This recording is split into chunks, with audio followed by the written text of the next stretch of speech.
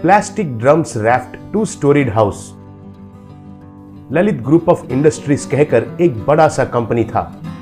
उस कंपनी का मालिक का नाम था ललित। उनको कई तरीके के व्यापार थे, कंस्ट्रक्शन कंपनीज और माइनिंग कंपनी के साथ साथ हवाई जहाज और शिप्स का कंपनीज भी थे।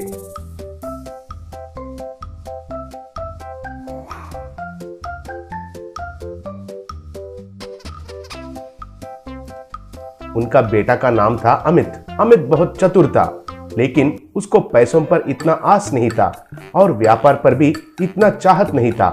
संगीत और चित्रलेखा कहे तो उसको बहुत पसंद था।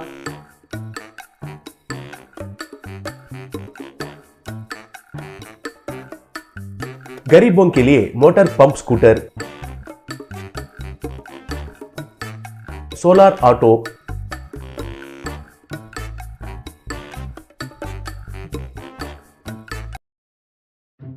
इलेक्ट्रिक बाइक्स जैसा नया चीजों को आविष्कार करता था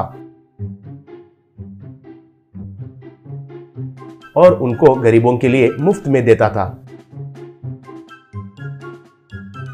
ये बात ललित को बिल्कुल पसंद नहीं आता था।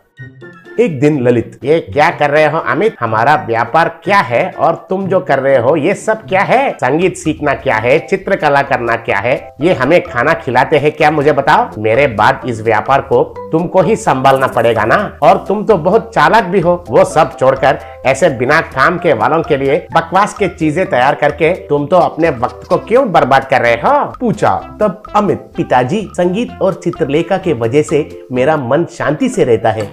उससे ज्यादा हमें क्या चाहिए? और मैं जो आविष्कार करता हूँ उनको बनाने में मुझे तो बहुत संतुष्टि मिलता है। और जब मैं गरीब लोगों को मुफ्त में देता हूँ ना, तब उनका आंखों में खुशी देखकर मुझे तो बहुत खुशी मिलता है। पिताजी, आपको ये सब समझ में नहीं आएगा।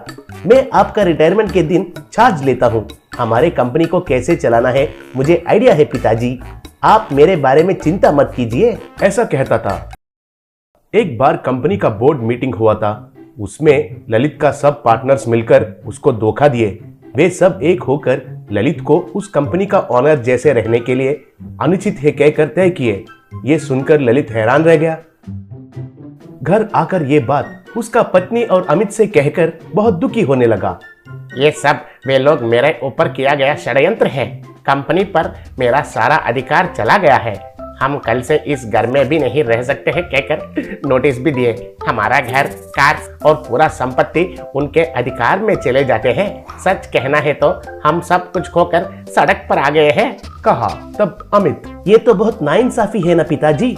उनको पूरा अधिकार कैसे मिल गया है? कोर्ट में हम उनके खिलाफ केस लगा कर लड़ सकते हैं ना, कहा तब ललित। हाँ, केस तो लगा सकते हैं। मैंने उन पर केस भी लगाया था, लेकिन वो केस कब तक चलेगा?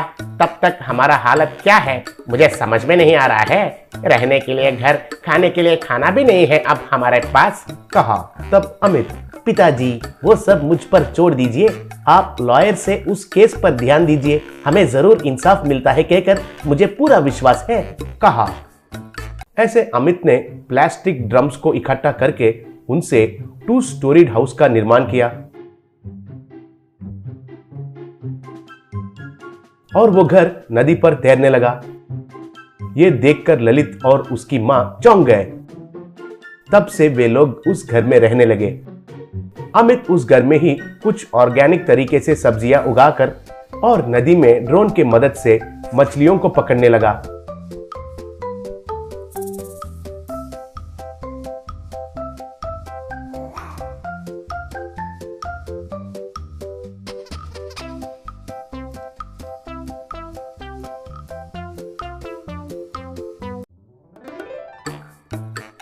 मां उनसे उधर खाना पकाने लगी।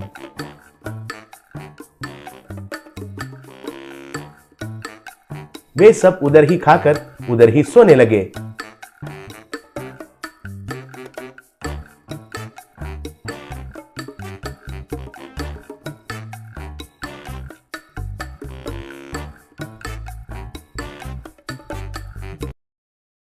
लेडी जज के निर्देश में कोर्ट में केस के लिए दोनों के बीच में बहुत बहस होने लगा। ललित उधर रहकर लॉयर्स का पूछा हुआ पेपर सब देने लगा। ऐसे कुछ महीने बीत गए। केस खत्म होने का दिन लेडी जज इस केस को पूरा जांच करने के बाद सब कुछ ललित जी के ऊपर किया गया षड्यंत्र है कहकर समझ में आता है। इसलिए ललित जी को वापस ललित ग्रुप ऑफ इंडस्ट्रीज उनके नाम करना है और उनकी सारी संपत्ति को उनको वापस देना है कहकर आदेश दिया जा रहा है। और इस षड्यंत्र को रचने वाले उनके पार्टनर्स को फाइन के साथ साथ कठिन सजा दिया जा रहा है कहकर जजमेंट दिया। ये सुनकर ललित बहुत खुश हुआ और उनका पार्टनर्स जेल में चले गए। नदी के घर में ललित उनका बीवी और अमित को स्वीट्स देते हुए वे जीत गए हैं कहकर कहा। तब ललित, बेटा, अब तक तुम जो कर रहे थे वे सब बकवास है कहकर समझा था, लेकिन तुम्हारा चतुराई से बनाया गया ये ड्रम बोट हाउस नहीं रहता था तो हमारा हालत क्या होता था। तुम्हें नजरअंदाज करने के लिए मुझे माफ करो बेटा, कहा। तब अमित पिता का चरणों को प्रणाम करके, मुझे आपको माफ करना क्या है पिताजी, आपके जगह में कौन सा भी पिता रहता है वैसे ही कहते हैं, बच्चे बिगड़ जाएंगे कहकर डर के वजह से, ये तो मामूली बात है पिताजी। मैं कल से कंपनी में आकर आपका मदद करता हूँ पिताजी, कहा।